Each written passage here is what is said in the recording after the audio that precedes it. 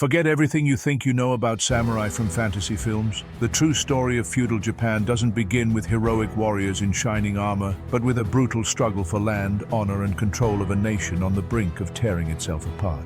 For centuries, Japan was ruled by a refined aristocracy in Kyoto, preoccupied with poetry and ceremony, while remaining oblivious to what was happening in the provinces.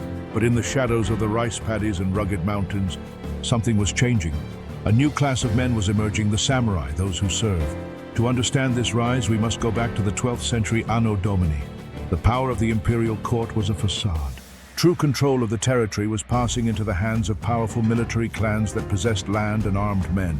Among them all, two names stand out above the rest, marking the beginning of a rivalry that would define Japan's destiny for the next 700 years. The Taira and the Minamoto. Like, subscribe and share. Let's begin. The Taira were arrogant and refined, having infiltrated the Kyoto court and manipulating the emperor like a puppet. The Minamoto, on the other hand, were warriors hardened by battles on the northern frontiers. The tension between the two erupted in the famous Genpei Wars, a civil conflict that ravaged the archipelago between 1180 and 1185. This was not a war of ordinary soldiers. It was a war of mounted archers, where the bao was the samurai's primary weapon, long before the katana became the symbol we know today. The turning point came at the naval battle of Dan no Ura. Imagine hundreds of ships colliding in the Shimonoseki Strait under a hail of arrows. On one side, the Taira fleet carried the young Emperor Antoku, just 6 years old, as their symbol of legitimacy. On the other, the Minamoto, led by the military genius Minamoto no Yoshitsune, advanced relentlessly. When the Taira defeat was imminent, one of the most tragic moments in Japanese history occurred. The young emperor's grandmother, preferring death to capture, leaped into the sea with the child in her arms, sinking forever into the depths along with the sacred sword from the imperial treasury. With the annihilation of the Taira, the leader of the victorious clan, Minamoto no Yoritomo, made a decision that would change Japan forever. He did not become emperor, for the figure of the emperor was sacred and divine. Instead, he bestowed upon himself the title of Sei Taishogun, or simply shogun, meaning great general who subdues the barbarians. He established his center of power in a small fishing village called Kamakura, far from the decadent intrigues of Kyoto. Thus was born the first shogunate, a military government where the shogun ruled and the emperor simply reigned in silence. The Kamakura period was the true forging of the samurai spirit. The vassalage system was consolidated. The shogun granted lands to his followers, who in turn swore absolute loyalty and military service. Treachery was punishable by death, and honor became the most valuable currency. The warrior was no longer merely a hired thug, but a warrior aristocrat with a developing code of conduct that prioritized personal sacrifice and mastery of combat. However, the samurai were not the only power lurking in the shadows. In the mountain monasteries, warrior monks known as Sohei also formed formidable armies that often descended upon the cities to pressure the government with their demands. Early feudal Japan was a complex ecosystem where Buddhist faith and the sword walked hand in hand. Warriors sought solace in Zen Buddhism, whose simplicity and focus on mental discipline resonated deeply with the life of a man who could die at any moment. But while the Kamakura shogunate attempted to stabilize the country, an external threat, greater than any internal conflict, loomed on the horizon from the Asian continent. A force that had conquered China, Persia, and parts of Europe set its sights on the islands of Japan. The Mongols, led by Kublai Khan, were preparing an unprecedented invasion fleet. The samurai, accustomed to one-on-one duels and ritualistic combat, were about to face a massive war machine that disregarded their code of honor. The cultural and military clash would be devastating. How could a Japanese warrior who proclaimed his lineage before every duel survive an army that fired poisoned arrows en masse and used gunpowder bombs? Japan's survival hung by a thread, and what happened next would become one of the most powerful myths in world history, an event that convinced the Japanese that their land was protected by the gods themselves. The year 1274 marked the beginning of the ultimate test for the samurai caste. Kublai Khan, grandson of Genghis Khan and ruler of the largest empire on the planet, demanded Japan's vassalage. The warriors of Kamakura, in an act of absolute defiance, beheaded the Mongol ambassadors, unleashing the great Khan's fury. A fleet of thousands of ships laden with Mongol, Korean, and Chinese warriors was launched against the shores of Kyushu. The samurai faced an unfamiliar style of warfare. While they sought individual duels and shouted their lineage before charging, the Mongols operated in disciplined phalanxes, used gunpowder grenades, and fired poisoned arrows in massive clouds. The Japanese were pushed inland, but on the night of the battle, a sudden storm wrecked the Mongol fleet, forcing them to retreat. 7 years later, in 1281, Kublai Khan returned with an even larger force, 140,000 men. It was the largest naval amphibious landing in history until World War II. For weeks, the samurai fought with suicidal ferocity on the beaches of Hakata, sheltering behind a stone wall they had frantically constructed. When all seemed lost, nature intervened once more. A colossal typhoon swept across the coast, sinking almost the entire invading fleet. For the Japanese, this was no coincidence. It was the kamikaze, the divine wind sent by the gods to protect the sacred land. Japan had been saved, but this victory would sow the seeds of the Kamakura shogunate's downfall. In the feudal system, a lord rewarded his warriors with lands captured from the enemy. But in a defensive war against the Mongols, there were no new lands to distribute. The shogunate could not pay the samurai who had bled on the beaches, and discontent began to erode the foundations of power. The warriors, impoverished and indebted, lost faith in military rule. This vulnerability was exploited by Emperor Go-Daigo, who in 1333 attempted to restore direct imperial power in what became known as the Kenmu Restoration. Betrayal was the driving force behind this change. Ashikaga Takauji, a general sent by the shogunate to crush the imperial rebellion, switched sides at the last moment and destroyed his former teachers in Kamakura. However, the alliance with the emperor was short-lived. Takauji wanted power for himself, and after a series of bloody battles, he expelled Go-Daigo from Kyoto and proclaimed himself shogun, thus beginning the Ashikaga shogunate. This new period, known as the Muromachi period, was an era of contradictions. On the one hand, Japanese culture flourished as never before. No theater, the tea ceremony, and Zen gardens reached their classical form. On the other hand, the shogun's authority was weak.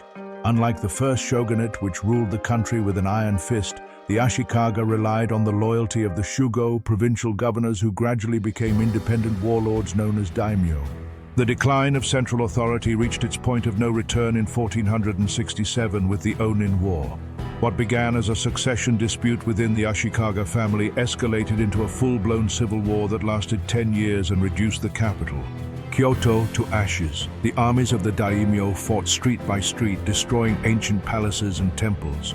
When the war ended, there was no clear victor, but the shogun's power had vanished completely. Japan then entered the Sengoku Jidai period, the Warring States period. It was a century of utter chaos where the law of the strongest reigned supreme. The concept of Gekkokujo, meaning the underdogs overthrow the overlords, became the norm.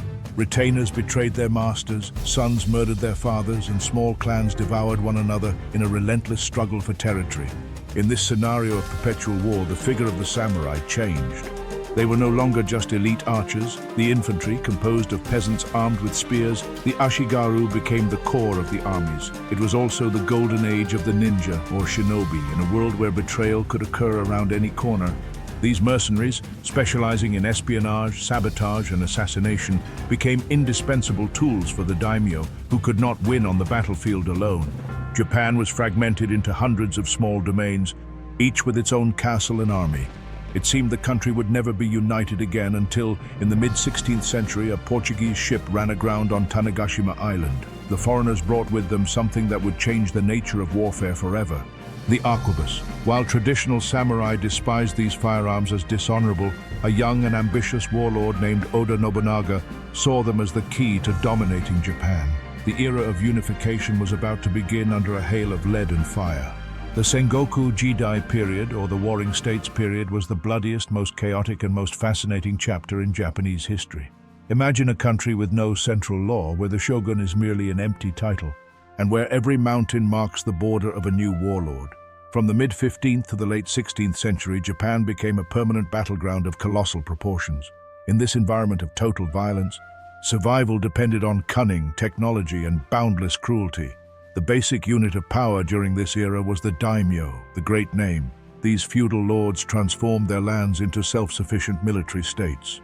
They built imposing castles, first of wood atop hilltops and later of massive stone with deep moats, designed not only for defense but also to project absolute power over the territory. In the villages, life was a cycle of planting and warfare. Peasants were no longer mere spectators. They became the driving force of the armies as ashigaru, foot soldiers armed with long bamboo or iron spears. It was in this chaos that the legend of the ninja, or shinobi, emerged. Unlike the samurai, bound by rigid expectations of honor and direct combat, The ninja was a master of the unconventional. Operating from mountainous regions like Iga and Koga, these specialists in deception were hired by the daimyo to perform tasks a samurai considered beneath them. Espionage, arson, and silent assassinations. The ninja did not seek a glorious death on the battlefield, they sought to complete the mission and vanish into the shadows. Warfare in Japan became a deadly game of chess where information was worth more than 1,000 swords. In the mid-16th century, a chance event changed the technological course of the conflict. Portuguese traders arrived on the southern shores of Japan carrying arquebuses, the first firearms the Japanese had ever seen. While many conservative samurais scorned these weapons as cowardly, since they allowed an untrained peasant to kill a warrior who had practiced his entire life with a sword, the more visionary warlords understood that the future belonged to lead. Warfare ceased to be a series of individual duels between champions and became a mass war. Armies grew from a few hundred to tens of thousands of men. The daimyo began to standardize uniforms and tactics. However, despite these advances, Japan remained divided. Powerful clans like the Takeda, famed for their unstoppable cavalry, the Uesugi, devotees of the god of war, and the Hojo, masters of fortification, were locked in a seemingly endless balance of power. This balance was shattered by the emergence of one of history's most controversial and brilliant figures, Oda Nobunaga. Nobunaga was no conventional samurai. He was a man who despised tradition if it stood in his way. Hailing from a minor clan in the province of Owari, Nobunaga began his rise by crushing his own relatives to secure control of his house. His mindset was purely pragmatic. Win at all costs. The moment that defined his career and changed the course of the Sengoku period was the Battle of Okehazama in 1560. A powerful daimyo named Imagawa Yoshimoto was marching toward Kyoto with an army of 25,000 men to claim control of the country. Nobunaga had only 2,000 soldiers. Instead of surrendering or waiting behind his walls, Nobunaga launched a surprise attack during a thunderstorm, falling upon Imagawa's main camp and beheading the enemy leader. In a single afternoon, a minor lord had destroyed a giant, sending a clear message to all of Japan. A new era had begun. Nobunaga was the first to grasp the full potential of firearms. He didn't just buy them. He ordered their mass production and trained his peasants to fire in coordinated bursts. But his ambition extended beyond the military. He sought to centralize power, eliminating anyone who opposed him, including the powerful Buddhist monasteries that functioned as independent states. In 1571, Nobunaga besieged and burned Mount Hiei, murdering thousands of monks, women, and children, earning him the nickname the Demon King. Despite his brutality, Nobunaga laid the groundwork for unification. He eliminated internal tariffs to encourage trade, protected Jesuit missionaries to weaken Buddhist influence, and began subduing Japan's central provinces one by one. However, the road to peace was paved with betrayal. As Nobunaga neared the height of his power, the loyalty of his generals was about to be tested, and the dream of a united Japan under his rule would end in a tragedy of fire and blood at Honnoji Temple. Then, like, subscribe and share. Oda Nobunaga did not seek to be an exemplary samurai, he sought to be an absolute conqueror. By 1575, Nobunaga had already demonstrated that tradition could not triumph over innovation. The culmination of his military genius occurred at the Battle of Nagashino. There, the Takeda clan, possessors of the most feared and powerful cavalry in all of Japan, charged furiously against Oda's lines. But Nobunaga awaited them with 3,000 arquebusiers protected behind wooden palisades. For the first time in Japanese history, rotational volley fire was employed. While one line fired, the other reloaded. The elite cavalry was annihilated before they could even touch a single one of Oda's soldiers. The myth of the mounted samurai had died in a hail of bullets. Nobunaga continued his relentless march toward unification under the motto Tenka Fubu, meaning the empire under military force. However, his volatile temper and constant humiliations of his own subordinates sowed the seeds of his downfall. In June of 1582, Nobunaga was resting at Honnoji Temple in Kyoto with a minimal escort. One of his closest generals, Akechi Mitsuhide, decided it was time to avenge the Demon King's insults. Mitsuhide surrounded the temple with his troops and set it ablaze. Seeing no escape, Nobunaga retreated into the flames to commit seppuku, ritual suicide, thus avoiding the dishonor of capture. Nobunaga's death left a power vacuum that threatened to plunge Japan back into utter chaos, but Akechi Mitsuhide only got to revel in his betrayal for 13 days. A man born at the very bottom of society was about to claim his lord's inheritance. That man was Toyotomi Hideyoshi. Hideyoshi didn't come from a samurai family. He had started his career as a humble sandal carrier for Nobunaga. But his cunning and loyalty had propelled him to become one of his finest generals. Upon learning of the betrayal, Hideyoshi led a legendary forced march, covering hundreds of kilometers in just a few days to intercept Mitsuhide. At the Battle of Yamazaki, Hideyoshi crushed the traitor and established himself as the rightful successor to Nobunaga's legacy. Unlike his former lord, Hideyoshi was not only a warrior but also a masterful diplomat. He understood that he could not unify Japan simply by killing his enemies. He needed to win their loyalty, or at the very least, neutralize them. Hideyoshi continued the unification campaign with overwhelming energy. He subdued the powerful clans of Shikoku and Kyushu, and finally in 1590, he besieged Odawara Castle, the last great stronghold opposing his rule. With the fall of the Hojo clan at Odawara, Japan was, for the first time in over a century, united under a single leader. But because Hideyoshi was of peasant origin, he could never receive the title of shogun, as tradition required membership in the Minamoto lineage. Instead, he had himself appointed Kanpaku, the imperial regent. To ensure that no one else followed in his footsteps and rose from poverty to power, Hideyoshi implemented drastic measures that defined the social structure of feudal Japan. He ordered the infamous sword hunt, prohibiting anyone outside the samurai caste from possessing weapons. Peasants were required to dedicate themselves exclusively to agriculture and warriors to administration and warfare. This rigid class division froze social mobility and created a professional warrior elite separate from the rest of the population. Hideyoshi also conducted a national land census to standardize taxes and consolidate control over the daimyo. However, his ambition grew excessive over the years. Once Japan was unified, he set his sights on the continent, dreaming of conquering Korea and even Ming Dynasty China. His invasions of Korea in the 1590s were brutal and ended in a logistical and military stalemate that exhausted the resources of the Japanese clans. In 1598, while his troops were fighting abroad, Hideyoshi died, leaving as his heir a 5-year-old son.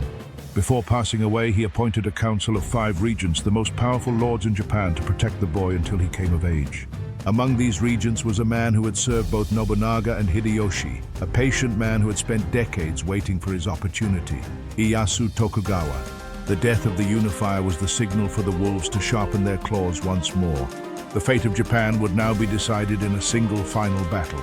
The death of Toyotomi Hideyoshi in September 1598 left Japan in a state of tense paralysis. The monkey, as Nobunaga called him, had achieved the impossible, uniting all the clans under a single banner, but his legacy was fragile. His heir, Hideyori, was barely a child, and the 5 regents charged with protecting him were like tigers in a small cage. The loyalty they had sworn to Hideyoshi on his deathbed evaporated almost as soon as his body was laid to rest. Of them all, Ieyasu Tokugawa emerged as the most dangerous contender. Ieyasu was a master of patience. He had served Nobunaga and Hideyoshi for decades, accepting distant territories and humiliations with an impassive smile, while strengthening his base in the Kanto region in what is now Tokyo. With Hideyoshi out of the way, Ieyasu began weaving a web of marriage and political alliances that violated the laws of the regency. This did not go unnoticed by Ishida Mitsunari, a bureaucrat loyal to Hideyoshi's memory who saw Tokugawa as a usurper who would destroy the Toyotomi dynasty. The country was divided into 2 major factions, the Eastern Army, led by Ieyasu Tokugawa, and the Western Army, nominally led by Mitsunari on behalf of the young heir. The final clash occurred on October 21, 1600, in a misty valley called Sekigahara. It was the largest and most consequential battle in samurai history. Nearly 160,000 warriors faced each other in a confined space under a torrential downpour. The fate of Japan would be decided in a single day of carnage.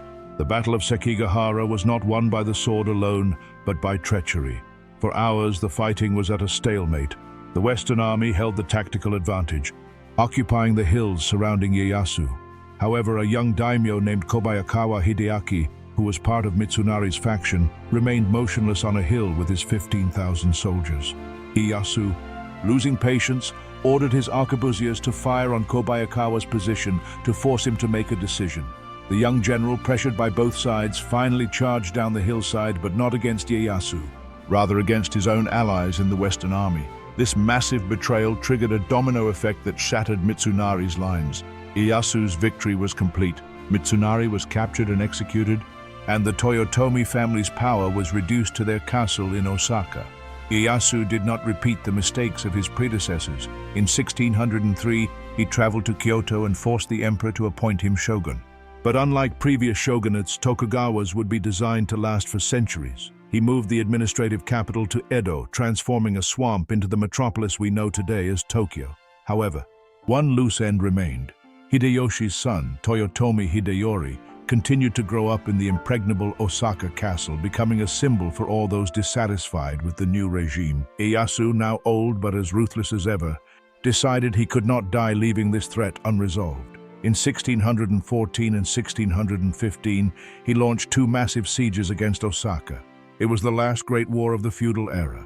Osaka Castle was the most powerful fortress in Japan, defended by thousands of ronin, masterless samurai who had lost their lands after Sekigahara. Among them stood out Sanada Yukimura, the #1 warrior of Japan, who led suicidal charges that nearly reached Ieyasu's position. But the Tokugawa's superior numbers and heavy cannons proved too much. The castle was set ablaze, Hideyori committed suicide, and the Toyotomi dynasty was wiped out. With the ashes of Osaka, the era of civil wars, the Sengoku Jidai, came to a definitive end.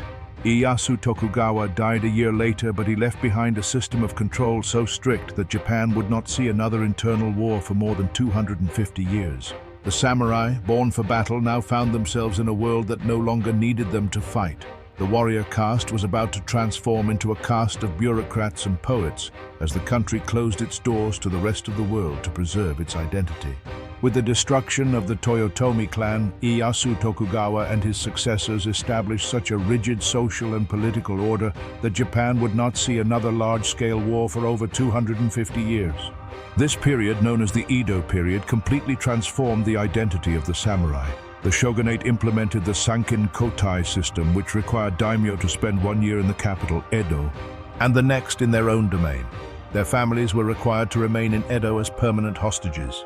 This system not only ensured loyalty but also drained the finances of the feudal lords with costly travel, preventing them from funding rebellions. Japan closed itself off from the world under the policy of Sakoku, or the country in chains.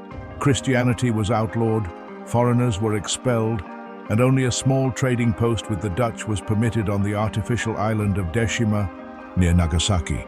In this isolation, the samurai caste faced its greatest challenge, the absence of warfare. The warriors who once lived by the sword became bureaucrats, administrators, and masters of traditional arts. It was during this period of peace that the code of Bushidō, the way of the warrior, was codified and idealized. With no actual battles, honor became a matter of etiquette, ritual, and philosophy. However, time did not stand still. While the samurai devoted themselves to calligraphy and the tea ceremony, a new social class began to gain power, the merchants. Although they were at the base of the feudal social pyramid, they amassed great fortunes, while many low-ranking samurai fell into extreme poverty, dependent on rice stipends that were no longer enough to live on. The feudal system was rotting from within, suffocated by its own rigidity and by an economy that was no longer purely agricultural. The final blow to feudal Japan came from the sea. In July 1853, United States Commodore Matthew Perry arrived in Edo Bay with his black ships, enormous steamships armed with modern cannons. The demand was simple. Japan must open its ports to foreign trade or face destruction. The samurai, armed with katanas and plate armor, realized with horror that their military technology had remained stuck in the 17th century. The shogunate, unable to withstand the pressure, signed unequal treaties that humiliated national pride. This sovereignty crisis sparked a civil war known as the Boshin War. A group of southern clans, primarily from Satsuma and Choshu, rebelled against the shogunate under the slogan Sono Joy, meaning reverence the emperor, expel the barbarians. In 1868, the last shogun, Tokugawa Yoshinobu, abdicated, returning formal authority to the young emperor Meiji. But the irony was bitter for the samurai who had supported the revolt. The new imperial government did not want to return to the feudal past, but rather modernize Japan at all costs to compete with the West. The Meiji Restoration government abolished the class system. The samurai lost their privileges, their right to carry swords in public, and their state salaries.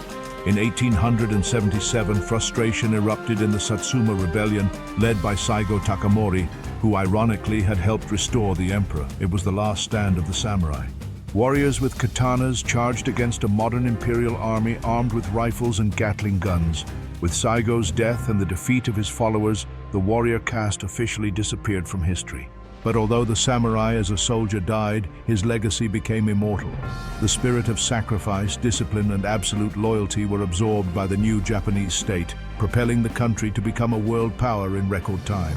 Feudal Japan left us with the image of a man who sought perfection in every act, from sharpening a blade to serving his lord.